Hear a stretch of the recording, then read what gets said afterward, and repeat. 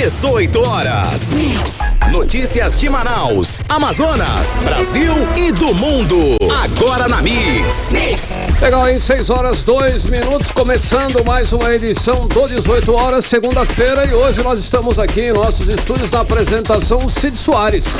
Salva, como é que tá? Tudo bem, Cid? Boa noite. Tudo em paz, graças a Deus. Vamos começar o programa de hoje. Bora. Vamos lá? Vamos. Vamos começar com os destaques do programa 18 horas de hoje. Em 2023, Amazonas registra 119 casos de Zika, 19 destes casos em gestantes. E olha, 62 municípios do Amazonas se encontram em risco de apresentar eventos ou surtos da poliomielite. Motoristas e cobradores do transporte coletivo de Manaus anunciam paralisação para a próxima quarta-feira, dia 17. Também anunciada aí para o dia 17, greve dos educadores pode ser mantida por tempo indeterminado. E a cantora Joelma vai receber título de cidadã do Amazonas. Agora são 6 horas e 3 minutos, você está no melhor mix do Brasil e juntos nós estamos começando mais uma edição do programa 18 horas. Vamos juntos com você a informação, a notícia, os destaques do dia, aqui no melhor mix do Brasil até às 7 da noite. E hoje é segunda-feira, 15 de maio de 2023. Boa noite. 18 horas. Olha só, o Amazonas registrou de janeiro até o dia 6 de maio desse ano 119 casos de Zika, sendo 19 em gestantes. A Fundação de Vigilância em Saúde divulgou nesta segunda-feira um alerta de risco voltado ao fortalecimento da vigilância em saúde contra a doença. Olha, a Zika é uma arbovirose causada pelo vírus Zika, que é transmitida pela picada de fêmeas do mosquito Aedes aegypti, o mesmo da dengue. O vírus está associado a casos graves de malformações congênitas e distúrbios neurológicos, incluindo a síndrome de Guillain-Barré, anormalidades em fetos e recém-nascidos, como as malformações congênitas, em que se destaca a microcefalia. Para tentar frear a expansão da doença, serão intensificadas ações de prevenção que se estendem a toda a população, mas principalmente as grávidas. O alerta de risco é emitido pelo Centro de Informações Estratégicas e Vigilância em Saúde, como explica Josiele Amorim, que é da Fundação de Vigilância em Saúde. É importante salientar que estamos no período sazonal das arboviroses, dengue, zika, chikungunya, e se faz importante que toda a rede esteja sensível para a identificação de casos, uma vez que zika vírus em gestantes pode acometer e causar aí a microcefalia, como tivemos aí casos em 2016, 2017. Se faz importante esse alerta para identificação precoce desses casos, né? E que essa gestante que for identificada com a doença seja acompanhada e monitorada durante a gestação e também após o nascimento do bebê. 18 horas.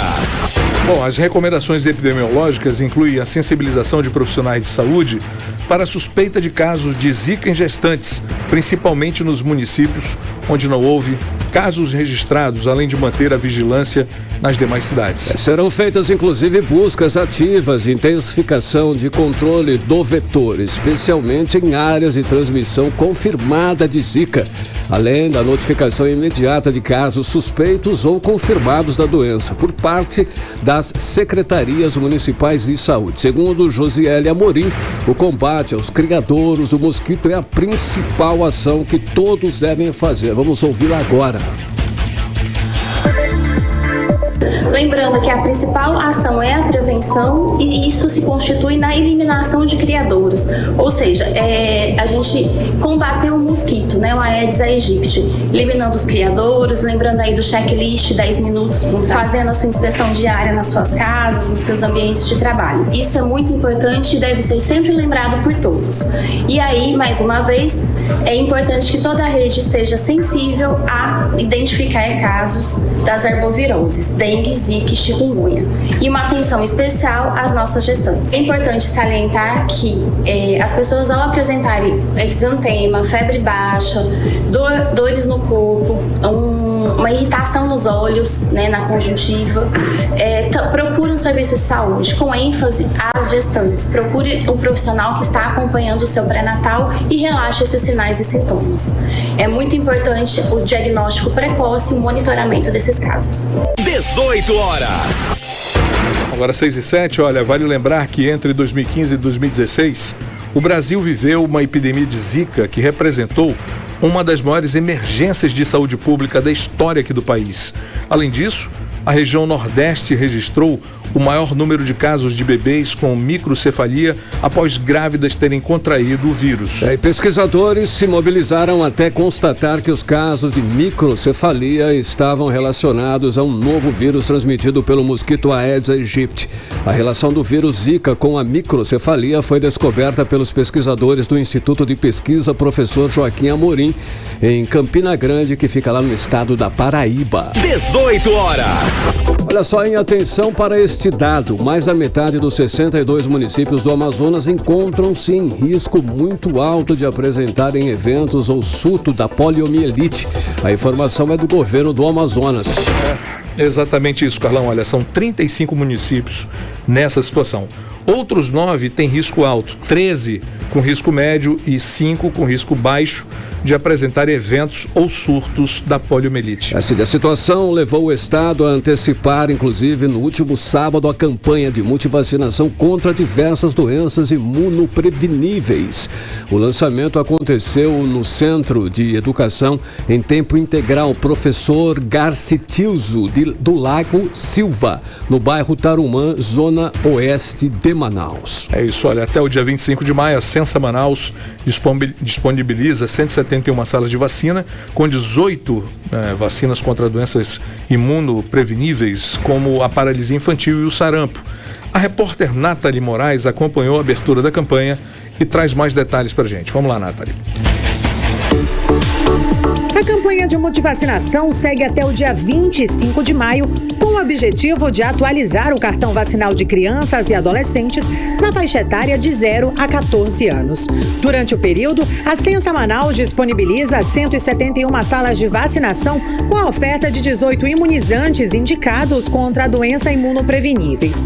As mobilizações acontecem também em áreas indígenas e ribeirinhas de Manaus. A secretária municipal de saúde, Chádia Frache, participou da abertura da campanha de multivacinação.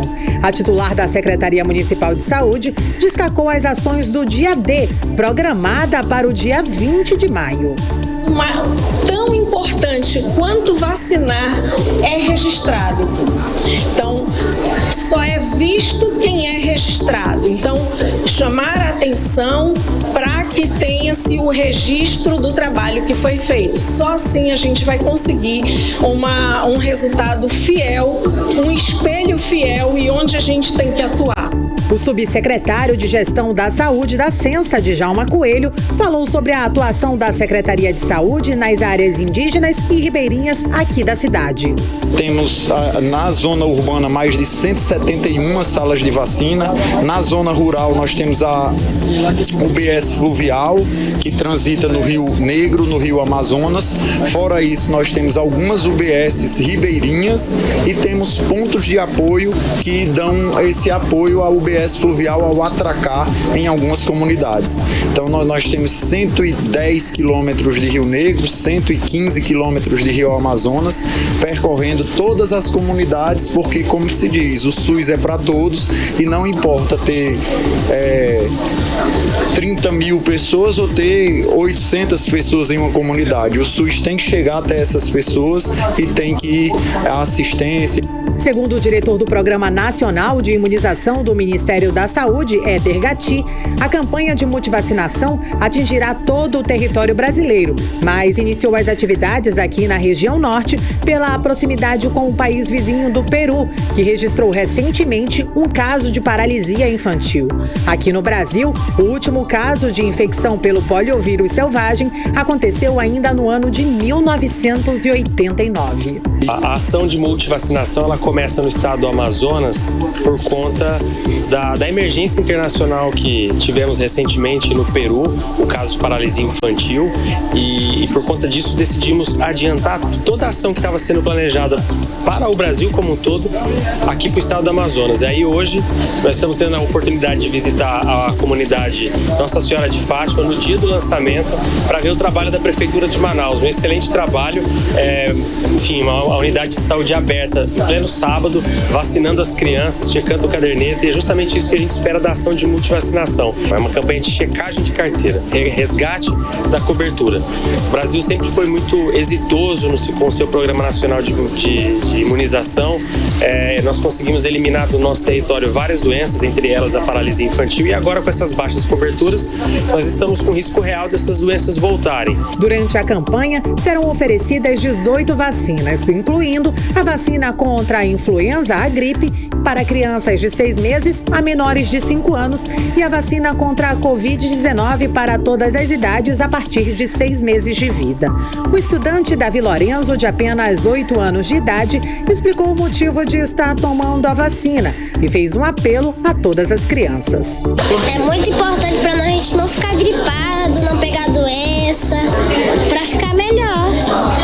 Crianças, não dói nada essa vacina. Não dói nada, é só para ficar melhor. Pode vir, não tem o mínimo problema, não dói. Para receber as doses das vacinas, crianças e adolescentes devem estar acompanhados dos pais ou responsáveis, com o documento de identificação com foto, cartão do Sistema Único de Saúde e o cartão de vacina. Nathalie Moraes para o 18 horas. Você está ouvindo 18 horas. Olha só, e hoje teve protesto dos motoristas de aplicativos em Manaus. Um grupo de motociclistas em motociata exigiu a regulamentação de serviço de aplicativo por moto aqui na capital, aqui em Manaus. A manifestação ocorreu após um motociclista filmar a apreensão da moto dele durante a operação lá no centro, em Cid. É verdade, a gente já vem anunciando isso desde a semana passada. Também teve aí uma ação dos motoristas de aplicativos do Uber, 99, Drive, enfim. Tinha mais empresa? Vamos já saber isso. O repórter André Meireles acompanhou toda essa movimentação e traz agora mais informações. Chega junto, André, boa noite. Chega mais, André. Claro. O que de fato aconteceu? Teve paralisação ou foi só uma motociata por algumas ruas aqui da cidade? Só um barulho. Muito boa noite, Cid, Carlão, todos que nos acompanham. Olha só, essa greve inclusive foi nacional, né, em todo o Brasil. Mas o que temos de informação sobre paralisação mesmo é que nem todo o país houve esse movimento de todos pararam, né? Alguns continuaram rodando. Mas focando aqui para o estado do Amazonas, foi na manhã de hoje, motoristas e entregadores de aplicativos decidiram se reunir ali ao lado do Sambódromo, na Avenida do Samba, na zona centro-oeste aqui da cidade. A greve foi convocada pelas redes sociais, em grupos de WhatsApp, que já é formado por esses movimentos, e conta também com o apoio da Federação dos Motoristas por Aplicativo do Brasil. Entre as reivindicações estão que os motoristas pedem reajuste da tarifa mínima dos atuais de R$ 5,50 para R$ 10 e a diminuição da comissão cobrada pelas empresas, que pode chegar até 60% do valor total das corridas. Isso, de certa forma, a gente também tem uma nota que entrou em contato com a assessoria da 99, também da Uber, que diz que essas reivindicações sendo aceitas também pode afetar de certa forma no caso, os passageiros, né, no valor cobrado. E continuando aqui, falando que lá no Sambódromo era esperado uma quantidade maior de motoristas com carros que chegassem no local, estivessem parados ali para fazer esse movimento, mas não foi o que aconteceu. Mas segundo um dos líderes do grupo de movimento de motoristas de aplicativos, disse que quem não estava no local ali da manifestação estaria em casa ou estaria em outro local, mas com o aplicativo ali desligado para não aceitar corridas no local, e fariam isso de acordo com o protesto. Nesse caso, inclusive, teve aí um vídeo que foi flagrado, né, nas redes, inclusive divulgado nas redes sociais, em grupos de WhatsApp, que mostraram o momento em que alguns motoristas que estavam ali fazendo a manifestação estavam fazendo com que alguns motoristas que estavam rodando, fazendo aí essa viagem, fizeram com que eles parassem ali e obrigaram, de certa forma, assim, entre aspas, que eles desligassem ali, encerrassem aquela corrida e desligassem também o aplicativo. aplicativo, né, para cancelar ali a viagem. O que aconteceu? Alguns chegaram a parar o carro ali, interromperam a corrida, e outros disseram que seria a última corrida e iriam parar, né? Então esses vídeos também estavam circulando aí nas redes sociais. E bom, o que realmente ocorre hoje é uma manifestação dos motoristas dos aplicativos. Muitas pessoas estavam falando, a Uber, a 99 está em greve, não são a empresa, mas sim os motoristas, os que trabalham para essas plataformas, que estão insatisfeitos aí com essa situação, reivindicando aí que os trabalhadores têm as taxas maiores de faturamento, de segurança das empresas. Então são os motoristas que estão fazendo então essa greve, essa paralisação, exigindo melhorias das plataformas das empresas. E a gente agora tem a fala do João Rodrigues, que faz parte do movimento de Duas Rodas no Amazonas. Ele traz um pouco mais de detalhes sobre a greve. Vamos acompanhar. Se não fizer algo para mudar agora, vai ser difícil mais para frente viver com a categoria. Como é que os motoristas vão fazer manutenção nos seus veículos se de certa forma não tem condições? O valor da corrida é absurdo, o desconto da plataforma é absurdo. Quero dizer para vocês, passageiros, que o nosso problema não é com vocês, o nosso problema é com as plataformas, certo? A plataforma, ela cobra um valor absurdo do passageiro e ela repassa pouca parte desse valor para o motorista. Às vezes abaixo até de 50%. Então, a gente está aqui para reivindicar os nossos direitos, para buscar melhoria, para que a nossa categoria possa sobreviver e prestar cada vez um serviço melhor para a sociedade. 18 horas. Olha só, Cid, Carlão, no local da greve dos motoristas de aplicativo, o Rodrigo Araújo, outro representante, ele é representante do movimento MTX Duas Rodas, comentou que novas paralisações ocorrerão caso as reivindicações não sejam atendidas. Inclusive, eles continuam ali com o aplicativo fechado e fazendo a manifestação, fazendo ali o protesto. Além de uma redução de taxa de corrida cobrada pelas empresas, que diminui o lucro dos motoristas de transporte e entregadores, a categoria também espera conseguir uma assistência em caso de morte no exercício do trabalho. Benefícios esses idênticos aí, né, quem trabalha de carteira assinada, CLT, né? Então a gente tem aí a fala do Rodrigo, a gente vai ouvir também, daqui a pouco a gente traz mais informações. O nosso intuito aqui hoje é reivindicar esses valores abusivos, defasados que as plataformas estão disponibilizando para nós. Corridas aí abaixo do mercado, corridas aí que hoje em dia, se a gente for querer realmente fazer um dinheiro, tem que estourar mais de 12 horas que a plataforma disponibiliza para nós.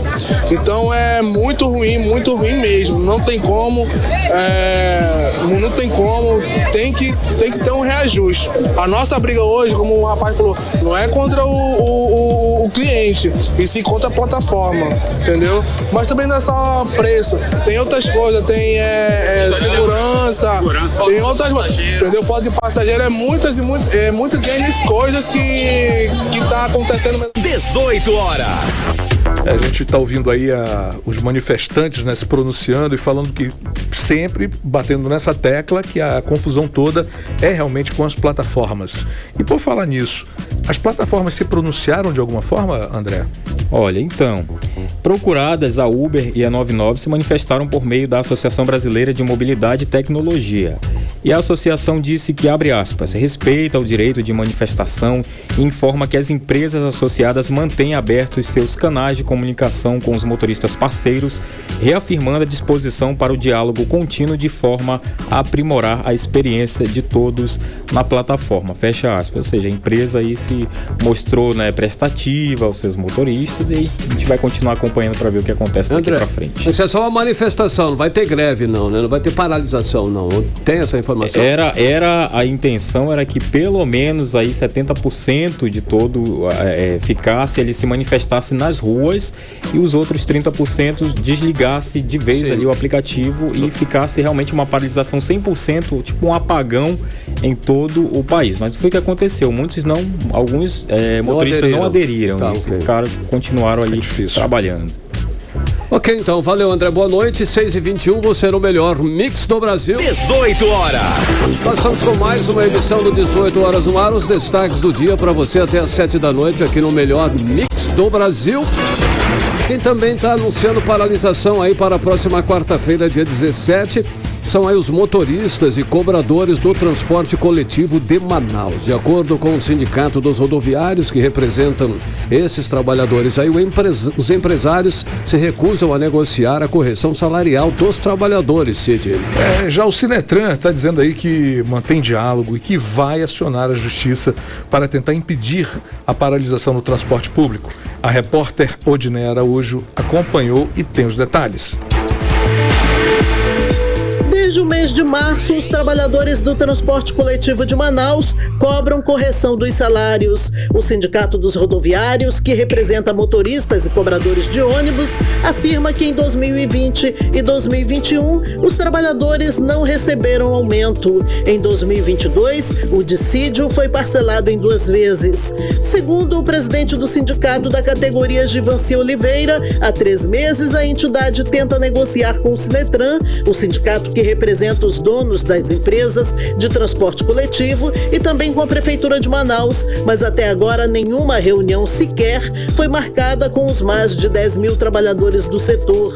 Por causa disso, Givanci Oliveira disse que os trabalhadores decidiram paralisar o transporte público a partir das 4 da manhã de quarta-feira. Infelizmente, não há mais o que fazer. O sindicato fez tudo para sentar, para conversar com os patrões, e até agora nada.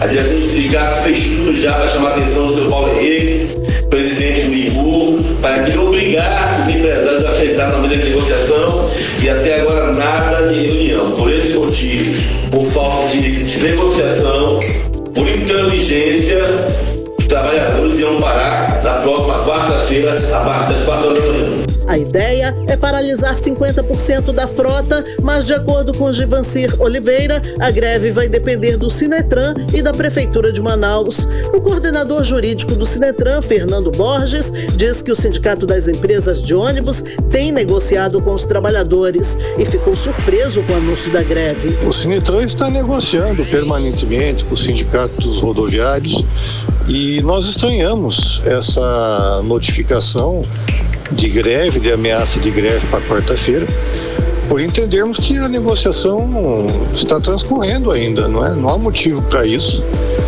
e isso certamente não traz nenhum benefício para a negociação. Então nós vamos, inclusive, adotar medidas jurídicas para evitar que haja qualquer tipo de paralisação do serviço. O representante dos rodoviários, Givanci Oliveira, contesta a informação do Sinetran e diz que a mesa de negociação dos rodoviários fica aberta até a meia-noite de terça-feira. Se me ligarem agora, a gente senta com gente civilizada e discutimos a pauta dos trabalhadores. Quando não houver negociação, continua parado. 5 dias, 10 dias, 20 dias, vai continuar. Os trabalhadores reivindicam o pagamento de 12% de database de 2023 e 2024. Por meio de nota, a Prefeitura de Manaus informou que o Instituto Municipal de Mobilidade Urbana, o IMU, está esperando uma definição de uma reunião entre o Sindicato dos Rodoviários e o Sindicato das Empresas de Transporte de Passageiros, o Sinetran. A nota diz ainda que a Prefeitura reforça que está trabalhando para sanar qualquer situação controversa para que o usuário não seja prejudicado. Odinei Araújo para o 18 horas. Você está ouvindo 18 horas. Olha só, isso aí é figurinha repetida, né? Todo santo ano nós temos aí essa movimentação dos rodoviários que exigem, com razão, é claro, melhorias salariais. E os empresários condicionam o reajuste a um aumento da tarifa, o aumento do repasse dos subsídios dados pela Prefeitura e Governo do Estado. Como não existe, né, almoço grátis, é claro que no final das contas, quem paga, né, a conta se doca ao contribuinte. Isso aí não tem a dúvida, né? O último aumento da tarifa foi em fevereiro de 2017, quando o prefeito ainda era o Arthur Neto. O governador era o José Melo. A passagem passou de R$ 3,30 para R$ 3,80 e desde lá não aumentou mais. A prefeitura vem compensando as empresas com aumentos sucessivos aí de subsídios. Bem isso, Cid. E para se ter uma ideia, nos últimos 6 anos as empresas do transporte coletivo receberam R$1 bilhão e 100 milhões de reais da prefeitura em subsídio. Deve estar não, hein? Olha só, a prefeitura deixa de investir em educação, deixa de investir em saúde, infraestrutura, para o que passar a grana para eles? Subsidiar a tarifa de ônibus. Sem subsídio, a tarifa de ônibus em Manaus tem valor real total de R$ 5,30. É a segunda mais cara do Brasil, atrás apenas de Brasília, R$ 5,50. A diferença entre o cobrado e o real é arcada, como dissemos aí, disse o Cid, inclusive, pela prefeitura, ela que banca a diferença em forma de subsídio. Aí. Ou seja, nós pagamos a conta, nós contribuintes, e seja lá usuário ou não de transporte coletivo, a conta cai sempre do nosso lado. Aí, 6h27, você no melhor mix do Brasil. 18 horas. Senador Eduardo Braga, do MDB do Amazonas, deve ser mesmo confirmado como relator da CPMI dos atos de 8 de janeiro. Inclusive, toda a imprensa nacional já dá como certo o nome de Braga para relatar a CPMI, que promete ser tão ou mais polêmica que a CPI da Covid-19. Eu não duvido nada, viu, Cid? Eu não sei, mas não espero mais nada. Enfim, para falar mais sobre esse caso, vamos chamar agora o nosso correspondente em Brasília, Carlos Eduardo Matos. Chega junto, Cadu. Boa noite. Fala, então, Cadu. É o nome de Eduardo Braga mesmo que volta a ser o favorito para ser o relator dessa CPMI? Confirma agora você aí. Boa noite, Cid Soares, meu querido. Boa noite, Carlão. Boa noite, ouvintes do programa 18 horas. Cid, o nome do senador Eduardo Braga, que é o líder do MDB no Senado, voltou aos holofotes da mídia nacional, cotado para ser o relator da CPMI dos atos criminosos de 8 de janeiro. Oi, Cid. Carlão, sexta, inclusive nós comentamos, que o nome dele e o nome do Omar estava esquecido, ou não? Agora voltou. Agora voltou, exatamente, por isso que eu usei esse verbo aí, voltou, porque de repente os grandes jornais, a mídia nacional voltou a procurá-lo e começaram a citá-lo como o mais provável relator da CPMI. Agora, o nome de Omar Aziz realmente está sumido, viu? Continua. Mas é muito provável que ele seja integrante da CPMI. Ou seja, acho que ele não vai querer confusão pro lado dele, não. Mas vamos falar de Eduardo Braga, que ele é um parlamentar, Ele é um parlamentar mais pragmático, Então a função, só para o nosso amigo ouvinte entender, Soares e Carlão, a função do relator é absolutamente estratégica, porque é uma figura que conduz os trabalhos. A gente lembra da CPI da Covid-19, quem era o relator? Renan Calheiros. Era um combatente do bolsonarismo, dos bolsonaristas, um oponente ferrenho do ex-presidente Bolsonaro. Então a CPI da Covid-19 fez história, nos deixou memória justamente por causa desses embates, Mas o Braga, a expectativa é completamente diferente, porque ele é um parlamentar pragmático, ele não pisa em falso, pelo menos aqui em Brasília, tá? E ele faz muitas leituras políticas antes de fazer o movimento. E ele não tem aquele perfil aguerrido, de combatente, A exemplo aí, como eu falei, de Omar Aziz e de Renan Calheiros. Então, por essa razão, Cid, o nome de Eduardo Braga pode ser um consenso entre o governo e os partidos da oposição, porque ele é um político mais distante, de deixar o debate da CPMI menos acalorado, ou seja, a briga não vai vir do relator, vai vir dos integrantes, o pau vai torar entre os integrantes. Ali, a gente falou na semana passada que seriam os membros, vai ter da Malta, vai ter o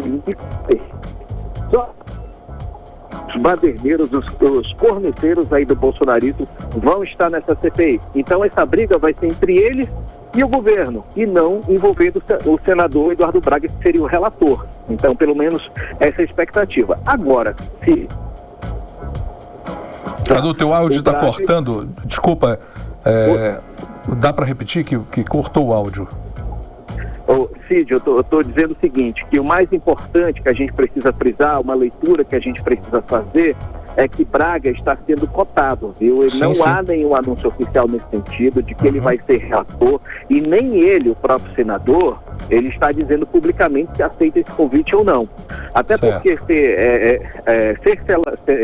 o relator dessa CPMI pode gerar impactos negativos para ele aí no Amazonas, né? A depender de como vai ser a CPMI, que ela tem um prazo aí de 90 dias, e prorrogáveis por mais 90, né? Eduardo Braga pode comprometer os projetos políticos dele, tanto do MDB quanto dele próprio, para as eleições municipais do ano que vem. Que já está no clima, né, Cadu? Já está efervescente essa campanha já, né? Exatamente. Aí vem a pergunta, né, Carlão? Será que ele vai colocar a mão em cubuca? Porque não vai ser fácil. Quem assumir esse papel de presidente e de relator, pode ser que... Pode se dar bem, mas pode se queimar também, né, Cadu? Mas a gente não pode esquecer que o camarada que vestir essa roupa aí né, tem que conduzir, não tem jeito, vai ter que realmente assumir esse papel, na verdade, né? Então o Eduardo deve estar balançando aí, verificando se é possível ou não, o que é bom, o que não é, enfim, mas eu acho que é isso. O momento agora ele está colocando a balança aí, ponderando, né, avaliando as possibilidades, está ponderando, porque ele não é questão dele também, os projetos políticos, tem a liderança do MDB, tem uma futura candidata, uma provável candidata do MDB que vai disputar a prefeitura de Manaus. Então, a depender do resultado da CPMI sobre a comissão relatoria dele, pode comprometer o andamento, a visão política dessa candidata. Eu não estou lembrado do nome, me desculpem, mas isso pode comprometer o andamento político da campanha eleitoral no ano que vem. Então é preciso ter muito cuidado com relação a isso. Agora, além de Eduardo Braga e Carlão, outra notícia é a movimentação do União Brasil. O partido vai ficar com a presidência da CPMI. Então, olha só, MDB relatoria e União Brasil na presidência. Ou seja, vai ter uma CPMI liderada pelo Centrão. E o principal indicado do União Brasil é o deputado federal Arthur Maia, que é do estado da Bahia. E assim como Braga, ele também é um parlamentar pragmático, mais de centro, menos ideológico, e principalmente, ele é brother do presidente da Câmara, Arthur Lira. Viu? Então, Arthur Lira vai estar com o dedinho lá na presidência da Câmara, da CPMI. O União já fez indicações de alguns integrantes, que são os senadores Paia Troia, Davi Alcolumbre e o deputado federal Kim Kataguiri. E a gente sabe que tem 2 deputados do Amazonas, no União Brasil, no caso Saulo Viana e Fausto Júnior. A informação de bastidor, Carlão, é que Fausto Júnior estaria cotado para ser suplente na CPMI e Saulo Viana seria membro titular da CPMI das apostas esportivas, que é outra comissão que vai se movimentar esta semana aqui em Brasília. Então, só para a gente situar o nosso amigo ouvinte, vai ter CPI das lojas americanas, CPI das apostas esportivas, CPI do MST e a CPMI dos atos de 8 de janeiro. É muita CPI, Carlão. Então, como é que não fica? Como é que fica o Poder Legislativo? Não fica. E como é que fica a gente? Não fica. Ninguém sabe. Então é o assunto do almoço. Essa semana vai ser o assunto do almoço, do jantar, o assunto do barzinho. Então o assunto do momento vai ser CPI. Carlão e Cid. Olha só, e o tal do arcabouço fiscal, sai ou não sai, Cadu? Ou melhor, chega ou não chega ao Congresso Nacional para ser analisado, discutido e votado, Cadu? Outra situação aí, ó. Exatamente, Carlão. A expectativa é que o arcabouço fiscal seja apresentado aí hoje aos líderes partidários e comece a tramitar no Congresso Nacional a partir de amanhã. A expectativa seria até hoje à noite, viu? Mas eu acho que deve prorrogar, mas até meia-noite tem muitas horas, né? A história do arcabouço fiscal virou novela, né, Carlão? Porque o governo prometeu apresentar um novo marco fiscal lá atrás, em março. Já estamos em meados de maio e só agora que o governo conseguiu fechar um acordo com o relator da matéria, que é o deputado Cláudio Cajado.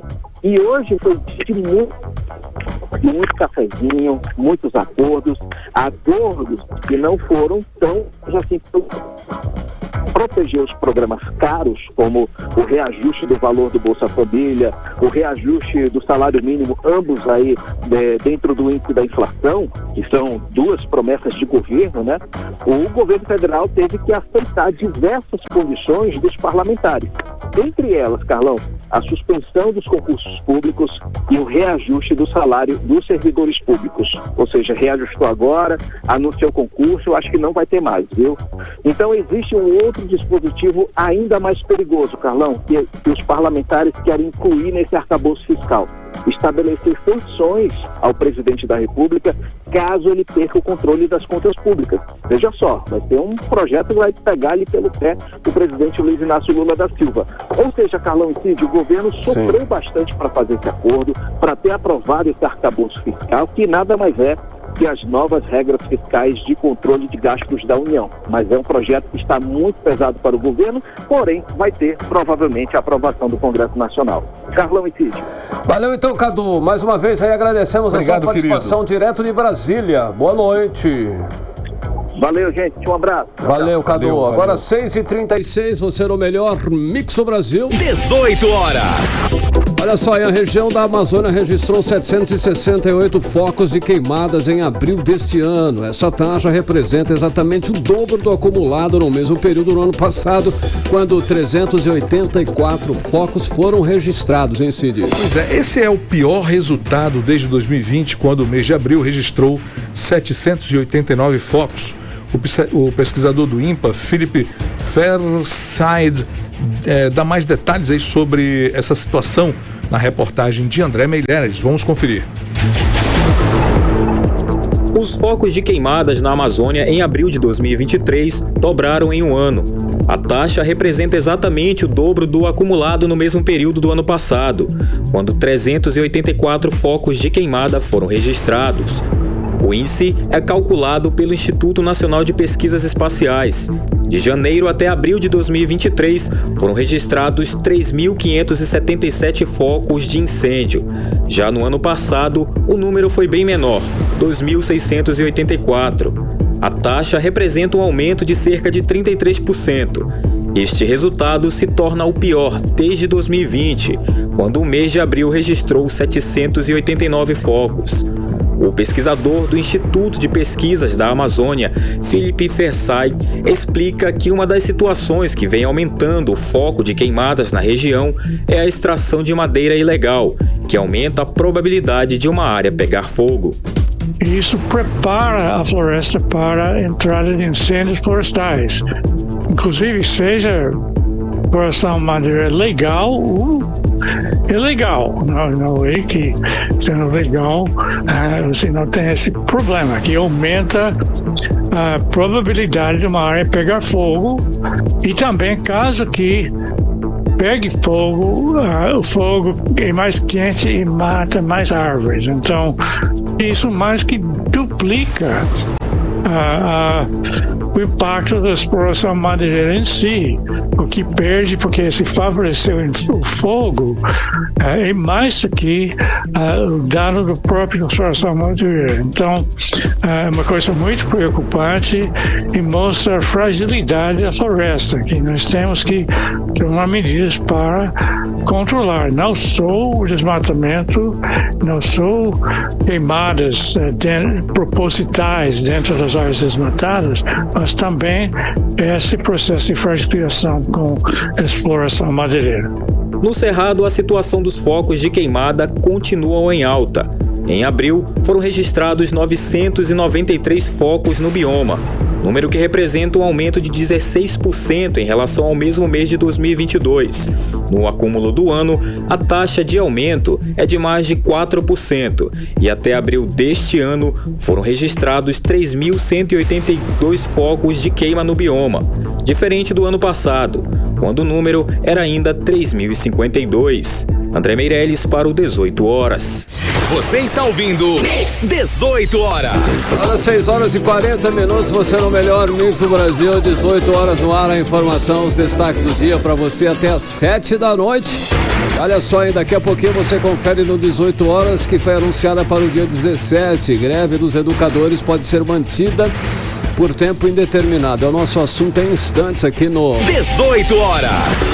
Agora nós vamos conferir tempo e temperatura para amanhã. Amanhã é terça-feira aqui em Manaus. Tempo e temperatura com ele, Cid Soares.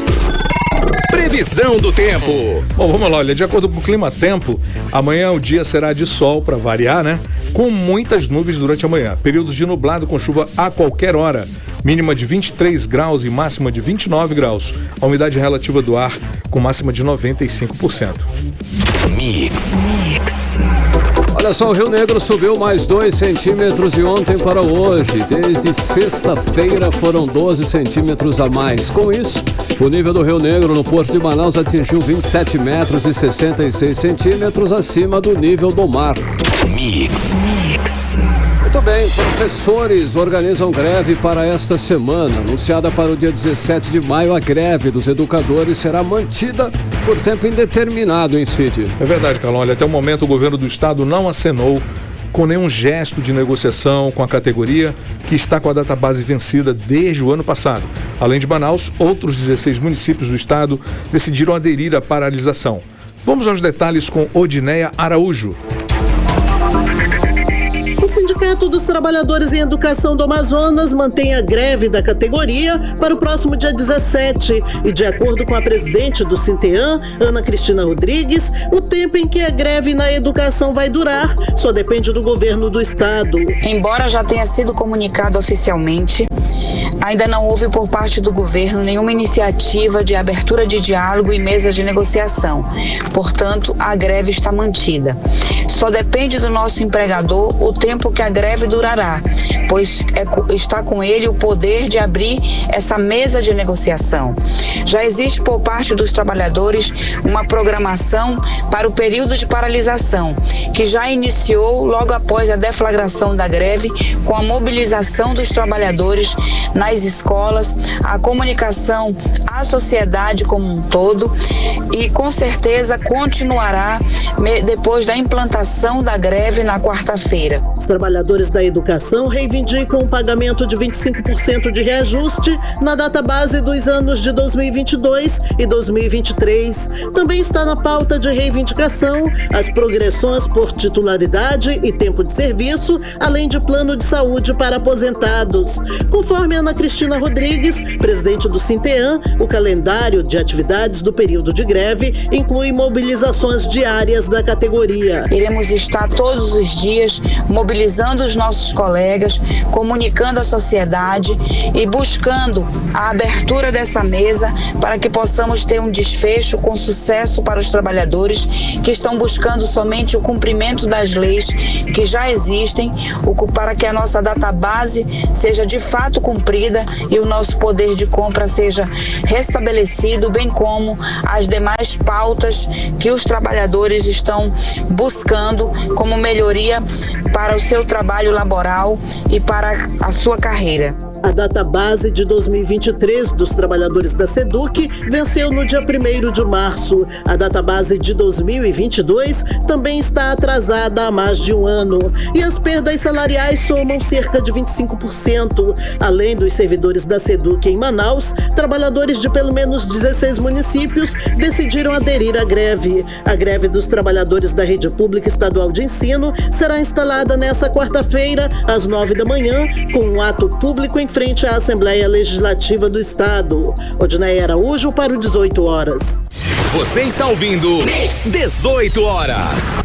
Muito bem, agora faltando 15 para as 7, olha, o período do defeso florestal termina exatamente hoje. Olha aí. A ação é feita pelo Instituto de Proteção Ambiental do Amazonas e teve início em 15 de janeiro deste ano e acontece devido ao período chuvoso aqui no Amazonas. O defeso florestal tem o objetivo de evitar danos ao solo, à floresta, ao maquinário utilizado na atividade, como explica para nós aqui no 18 horas a repórter Nathalie Moraes.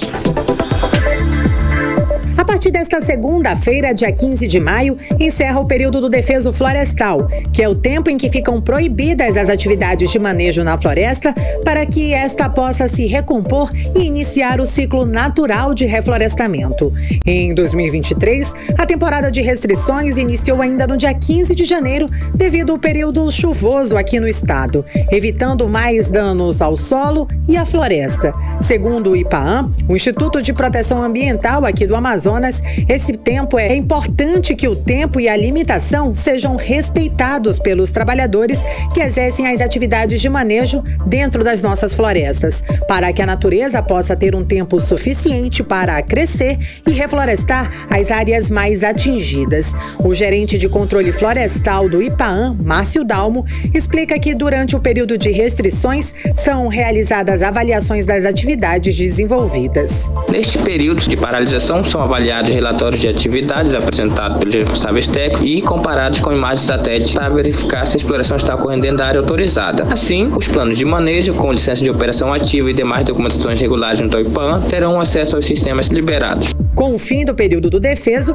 os planos de manejo apresentados ao órgão ambiental que não tiveram pendências vão ter acesso ao Sistema Nacional de Controle da Origem dos Produtos Florestais e ao documento de origem florestal, tendo suas licenças liberadas para a operação. O gerente florestal destaca que os meses de pausa nas atividades também visam evitar prejuízos aos trabalhadores. As atividades de exploração florestal podem ser retomadas após 5 meses de paralisação. Paralisação essa necessária para assegurar, dentre outros fatores, a sustentabilidade das operações, evitando danos à floresta, redução de risco aos trabalhadores e menor gasto com manutenção de maquinário. A legalização da atividade de manejo florestal é considerada o primeiro passo para a posse da terra. Com esse documento, o interessado dará entrada no IPAAM para receber a autorização prévia para a análise técnica do requerimento. Nathalie Moraes para o 18 horas. Você está ouvindo 18 horas. É aos 6h47, a Universidade Federal do Amazonas abre inscrições para a primeira e a segunda etapa do processo seletivo contínuo PSC no próximo dia 19 de junho desse ano, e as provas vão ser aplicadas em julho desse ano ainda, hein, Cid? Dessa vez a primeira etapa é para quem cursou o primeiro ano do ensino médio em 2022. Já as provas da segunda etapa são exclusivas para alunos regularmente matriculados na segunda série do ensino médio do ano de 2022. E nos dois casos, as inscrições ocorrem entre 10 da manhã do dia 19 de junho e às 5 da tarde do dia 4 de julho de 2023. A taxa de inscrição no valor, anota aí, é R$90 e deve ser paga até o dia 5 de julho, Cid. É isso mesmo, Carlão, perdão.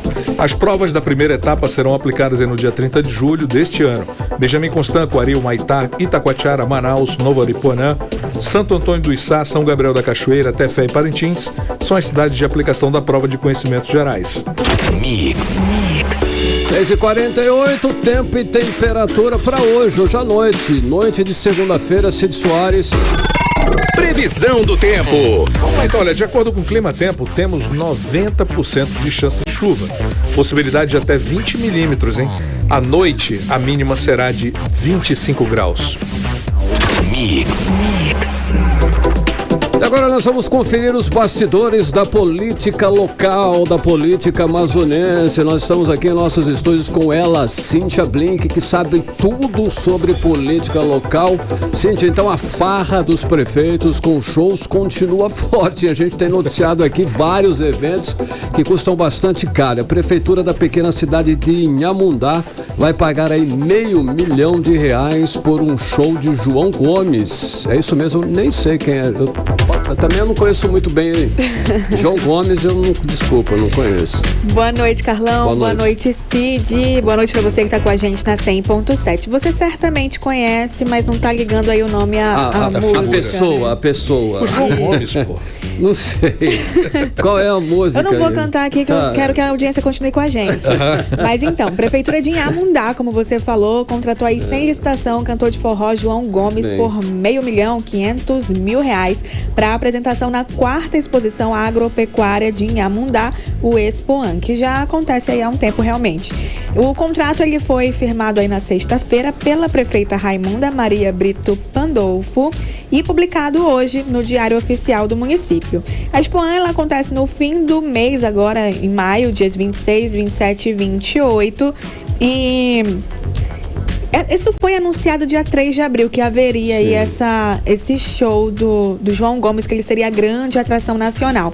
Quando foi questionado sobre de onde vai tirar o dinheiro, que dinheiro é esse, que R$500 milhões é esse, a resposta foi emendas parlamentares, ou seja, vem dos deputados estaduais do Amazonas. E aí a gente pergunta, Que deputados são esses? Fui atrás na assessoria para saber e a resposta foi que foi a bancada do Avante. Só que a gente está falando de 2022, então a bancada do Avante em 22 era só um deputado, que era o deputado Abdala Frache. Então isso foi segundo a assessoria da prefeitura de Inhamundá. E Inhamundá é uma cidade que tem um orçamento aí de 62,4 milhões de reais em 2022. Então, assim, eu não sei se era essa a prioridade exatamente, sabe? Meio milhão para um cantor. A gente já discutiu isso aqui algumas vezes, outras cidades também fazem contratos nesse naipe aí de valor. Esse porte, né? Esse padrão. Exato. Para esse tipo de show também, né? Enfim, é muito complicado. A gente, assim, Inhamundá não tem problema nenhum, não tem nenhum lugar para investir, nada.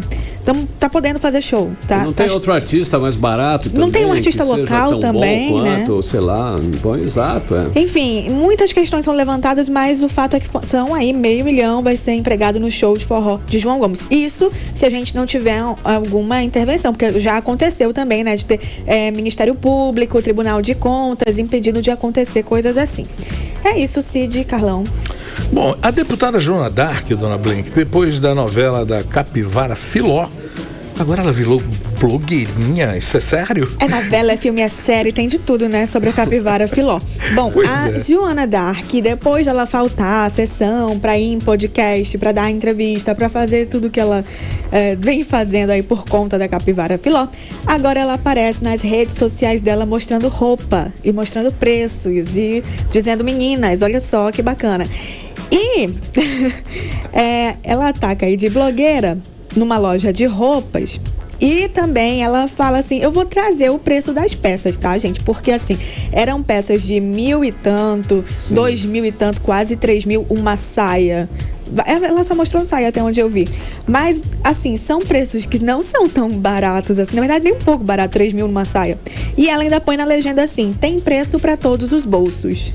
Essa legenda me preocupa mais do que a ação, porque a gente tem ali uma deputada estadual. Quer dizer, se ela entende que uma saia de 3.000 é para todos os bolsos, vamos lá, a mais barata era R$500. R$500 numa saia para todos os bolsos, quer dizer que ela não conhece absolutamente nada sobre o que é o Amazonas, do dinheiro. A realidade do amazonense. Econômica, não é? Nossa. E é essa parlamentar que está aí à frente, representando, buscando projeto de lei e tudo mais, para que melhore a situação das pessoas. Mas ela acha que R$500, se for o menor valor, ou 3.000, cabe em todos os bolsos. E essa frase foi a que mais me preocupou de tudo isso.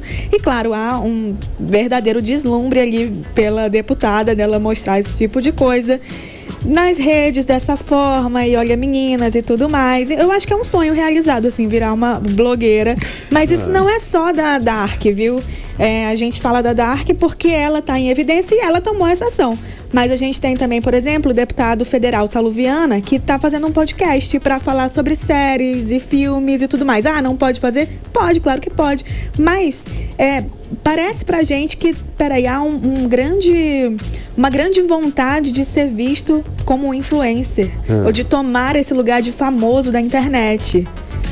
Enfim, vamos observar mais. Os likes, né? Isso, quero likes, quero essa fama. E isso conquista também um deputado federal, uma deputada estadual, que a gente gostaria de ver tomando essa fama e tudo isso que nós demos para eles com voto de uma outra forma. Posso só fazer um parêntese? Pode, você pode tudo. É porque, assim, as pessoas que têm uma condição diferenciada, para tomar um lugar desse, eu acho meio que não é legal.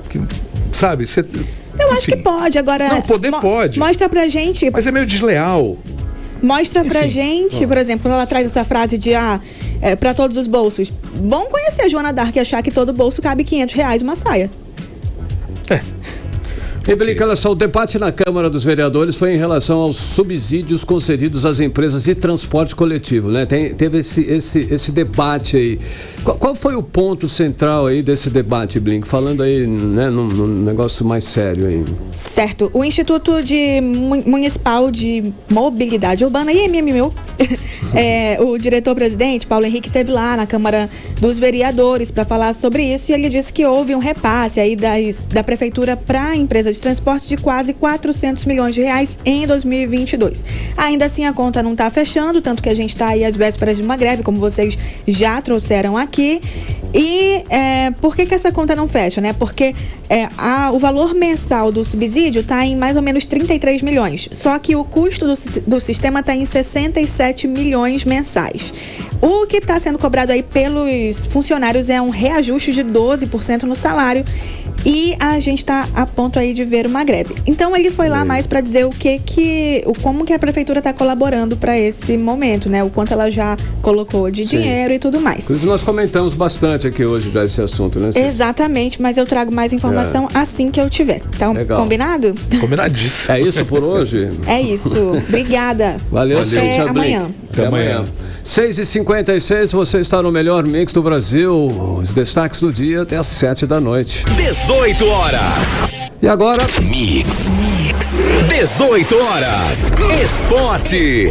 Nós vamos falar de esporte com Cid Soares.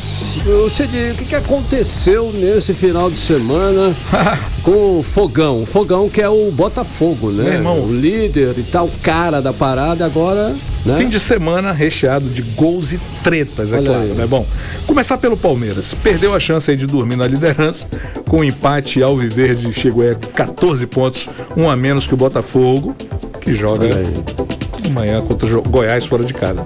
Jogou, né? Bom, o Fluminense bateu o Cuiabá no último sábado aí por 2-0. A atuação do tricolor não foi das melhores comparada aí com outros momentos da temporada, mas conquistou o objetivo final, que eram os 3 pontos. O Flamengo teve uma vitória também por 3-2 sobre o Bahia, mas no Domingão se apresentou aí pros rubro-negros locais na Bahia, só que teve uma cena nos bastidores, Carlão, que chamou a atenção. Foi uma criança, um garoto torcedor do Bahia que se derreteu todo ao ver Gabigol de perto no túnel de acesso do gramado da Arena Fonte Nova. O Gabigol gentilmente fez um carinho na cabeça do garoto e esse vídeo rolou, viralizou na internet, pegou muito bem pra ele, enfim. O Cruzeiro venceu o América Mineiro por 4-0 e o Goiás, ao contrário do que se esperava, virou em cima do Botafogo e garantiu uma vitória por 2-1. O Botafogo fez muito feio, não foi legal. Bom, Grêmio e Fortaleza encerrou em 0-0, o Atlético Paranaense pegou o Curitiba e venceu por 3-2 e o Corinthians empatou com São Paulo. Aí vem a treta. Nesse jogo, o árbitro Bruno Arleu de Araújo registrou na súmula do empate a paralisação no segundo tempo, porque a torcida corintiana entoou cantos homofóbicos contra o time do São Paulo. Você sabe, foi né? mal, né? Foi muito. Mas aí a partida foi paralisada, os telões exibiram uma mensagem para que a cantoria fosse interrompida, só que a torcida, ao contrário, subiu o som numa demonstração de desrespeito e, claro, despreparo, né? Treta também na derrota do Vasco por 1-0 aí pro Santos. Ontem à tarde, em São Januário, o Vasco prometeu que irá, a CBF, reclamar da arbitragem de Rodrigo José Pereira de Lima. O anúncio foi feito pelo diretor esportivo do clube, Paulo Brax, antes da entrevista coletiva ao técnico Maurício Barbieri. Na visão do dirigente, houve 3 pênaltis não marcados. E com a derrota, o Vasco segue estacionado com 6 pontos e 6 rodadas. E se aproxima agora da zona de rebaixamento de novo. Bom, Botafogo continua na liderança do Brasileirão, seguido do Palmeiras, em terceiro Fluminense, Cruzeiro em quarto, Atlético Paranaense é o 5º colocado. E a treta de encerramento. Ontem, 9 mandados de busca e apreensão e 2 mandados de prisão foram cumpridos na cidade de Boa Vista, em Roraima. Os alvos, jogadores, empresários, membros da comissão técnica do Esporte Clube Iranduba da Amazônia, por indícios de manipulação de resultados durante a partida do Campeonato Amazonense de Futebol Profissional 2023. O promotor de justiça do GAECO, né, o José Taveira, responsável pela investigação, falou na manhã de hoje que a investigação está só no início e já prenderam aí, olha... mandado de busca e apreensão, prenderam o zagueiro Léo Rito, empresário Severino Júnior da M7 Sport, empresa que trouxe os atletas do Iranduba e depois pro River. É isso por hoje. Valeu, Cid. 18 horas. Muito bem, agora vamos direto para o nosso editorial 18 horas. Editorial 18 horas. Os números da cobertura vacinal no Amazonas são preocupantes e muitas pessoas, principalmente as crianças e os jovens, correm sérios perigos. Doenças graves como a febre amarela e a poliomielite voltaram a ameaçar a população do estado. Mas as primeiras impressões são de que as campanhas de vacinação não têm levado número suficiente de pessoas aos postos. Nunca é demais lembrar que a maioria das doenças pode ser evitada com as vacinas e que os pais e responsáveis, além de se vacinarem, devem levar seus filhos para serem vacinados e que essa ação é uma demonstração de responsabilidade e cidadania, mas principalmente uma ação de amor. É preciso que todos sejam vacinados e também é preciso dizer que não há desculpa. As vacinas estão disponíveis gratuitamente e colocadas à disposição das pessoas nos postos de saúde. 18 horas. 7 em ponto, Cid finalizando mais uma edição do 18 horas. Boa noite. Boa noite, até amanhã. Até amanhã, continue bem. Continue aí em 100,7. Você ouviu 18 horas. As notícias do Brasil e do mundo. De volta amanhã.